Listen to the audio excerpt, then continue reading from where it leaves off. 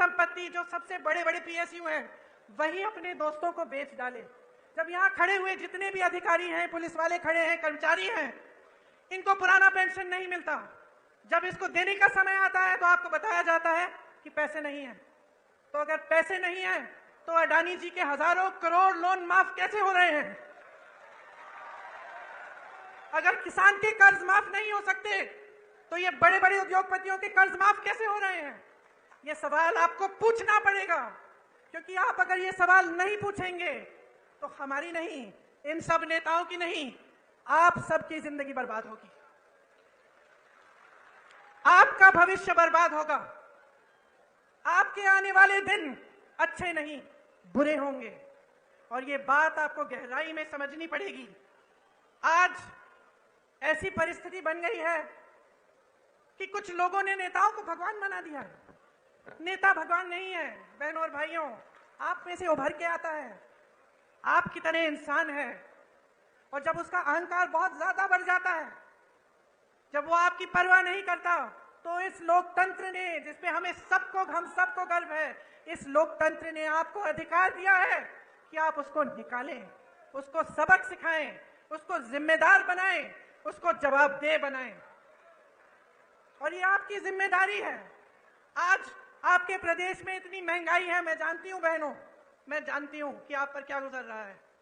मैं जानती हूं कि जब आप सोच रहे होंगे कि त्योहार का मौसम आ रहा है, दशहरा आ रहा है, धनतेरस, दिवाली, आप कुछ खरीदना चाहते हैं, आप जब दुकान जाते हैं तो घबराते हैं कि हम ये सब चीजें ले पाएंगे कि नहीं। आधी चीजें खरीदते हैं, आधी छोड़ देते हैं। मैं जानती हूं आप सोचती हैं कि किस तरह से थोड़ी बहुत बचत हो जाए घर में, थोड़ा कम खा के, थोड़ा सा काम ज्यादा करके। मैं जानती हूं कि कितनी मुश्किल समाज का कितना बोझ उठाती हैं। आपको बताया जाता है कि राशन हमने मुफ्त कर दिया, वाह वाह वाह, बहुत बढ़िया। वहां हजारों करोड़ के लोन मुफ्त में मिल रहे हैं, यहाँ राशन पे हमें आपसे हाथ जोड़ना पड़ रहा है। इन्होंने कहा कि राशन आपको मुफ्त में दे रहे हैं। अब आप सोचिए, मैं एक राज बताती हूं आपको। जब कांग्रेस की सरकार थी तब आपको राशन कितने में मिलता था? 60 रुपए में। उस समय गैस का सिलेंडर कितने का था? 425 रुपए। तो मतलब 485 रुपए में लगभग आपको राशन भी मिल जाता था और आपको सिलेंडर भी मिल जाता था। अब ये कहते हैं इन्होंने राशन मुफ्त कर लिया, जैसे बहुत बड़ा एहसान कर लिया आप पे। और अभी तक, कल तक, चुनाव के आने तक सिलेंडर कितने का मिल रहा था आपको? 1125 रुपए। तो जो आपको पहले सिलेंडर और राशन 485 रुपए में मिल रहा था, आज आपको राशन मुफ्त लेकिन सिलेंडर 1125 रुपए। और चुनाव आया, फट से कम कर दिया। चुनाव आया, आप सुन लीजिए इस बात को बहुत ध्यान से। चुनाव आया तो क्या क्या नहीं हुआ। चुनाव आया तो घोषणाएं शुरू। चुनाव आया तो मोदी जी हर 2 दिन यहां आकर कोई उद्घाटन कर रहे हैं। 18 साल में समय नहीं मिला उद्घाटन करने के लिए। ये पुल, ये सड़कें, ये सब विकास की बातें ये पहले नहीं हो सकती थी? क्या समझ रखा है आपको भाइयों और बहनों? अरे जागो, इनको सिखाओ।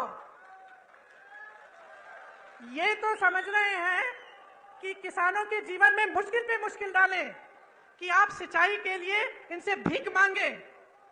आपकी जब फसल बर्बाद हुई है उसका मुआवजा आपको मिला है? यहाँ सोयाबीन के किसान हैं? आपको मुआवजा मिला? चलिए, बारिश आई, बाढ़ आई, कुछ सर्वे भी किया इन्होंने मुआवजे के लिए? नहीं किया। अब देखिए चुनाव आ रहे हैं, देखिए क्या पता कुछ मुआवजा भी दे दें। चुनाव के बाद करेंगे नहीं करेंगे ये मत पूछिए मेरे से। फसल बीमे में घोटाला, तो हर तरफ घोटाला। तो आप बताइए इसका इलाज क्या है? आज बेरोजगारी चरम पे है कि नहीं है? है ना? आपको मालूम है कितने पद खाली हैं? मैं बताती हूं, सुनिए। शिक्षकों के करीब 70,000 पद खाली, विश्वविद्यालयों में 75% पद खाली, सामुदायिक स्वास्थ्य केंद्रों में डॉक्टरों के 90% से ज्यादा पद खाली, ग्रामीण सामुदायिक स्वास्थ्य केंद्रों में सर्जन के 90% से ज्यादा पद खाली, महिला रोग विशेषज्ञों में 90% से ज्यादा पद खाली, फिजिशियन जो डॉक्टर होते हैं, जो सारी बीमारियां समझ जाते हैं, 90% से ज्यादा पद खाली। बच्चों के डॉक्टर 90% से ज्यादा पद खाली। पूरे प्रदेश की सीएचसी में एक भी आंख का डॉक्टर नहीं है। मोतियाबिंद होती है, आंख में तकलीफ होती है, कहां जाएंगे? कहां जाएंगे? प्राइवेट में जाएंगे। प्राइवेट में चले जाते हैं अगर पैसे कमाने का मौका दिया होता आपको। लेकिन इन 3.5 सालों में और उससे पहले जितने सालों का इनका राज रहा है, आपको कमाने का मौका कहां दिया? जहां जहां से रोजगार बनना था, चाहे बड़े बड़े पीएसयू इन्होंने बेच दिए। छोटे छोटे उद्योग पे जीएसटी थोप कर, नोटबंदी करके उन्होंने ठप करा दिए।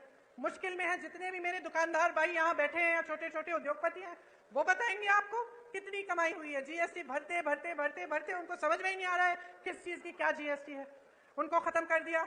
खेती किसानी में रोजगार पैदा होता था, मनरेगा होता था आपके गांव में, वहां पे रोजगार बंद। तो रोजगार देंगे कहां से आपको? आपको कमाने का मौका नहीं दे रहे हैं, लेकिन आप पे महंगाई इतनी थोप रहे हैं कि आपका जीना मुश्किल हो गया है। पर ये सब बातें मैं आपको यहाँ इस मंच पे खड़े होकर समझा रही हूँ।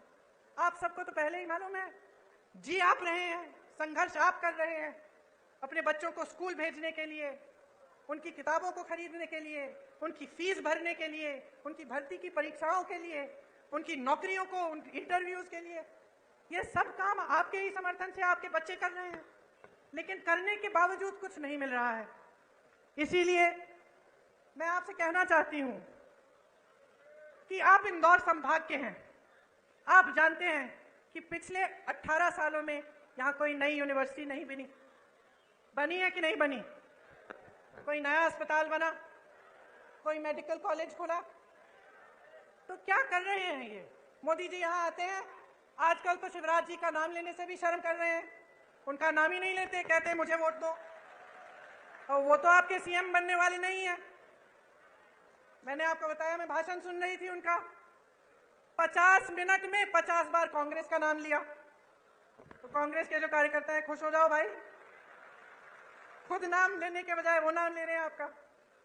मैं तो कहती हूँ, छोटी हूं उनसे, कम अनुभव है, उम्र भी कम है, लेकिन एक छोटी सी सलाह दे देती हूँ। जितनी बार कांग्रेस का नाम 50 मिनट के भाषण में लेते हैं, विकास का नाम ले लीजिए।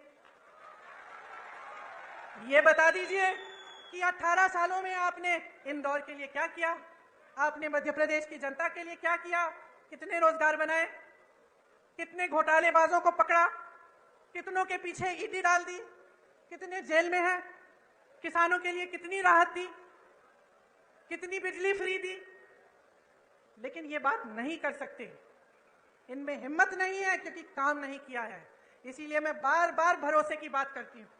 मैं बार बार कहती हूँ, देखिए बहने, एक नया बिल लाए संसद में, महिला आरक्षण बिल, खूब वाह वाह हुई पूरे देश भर में। जितने भी विपक्षी दल हैं, हमने भी समर्थन किया कि चलो ये बहुत अच्छा कदम है।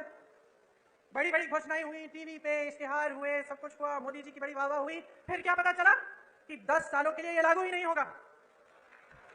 इससे पहले जाति जनगणना करनी पड़ेगी, उससे पहले पर्सिवन करना पड़ेगा, 10 साल लगेंगे। तो फिर इस घोषणा का मतलब क्या है?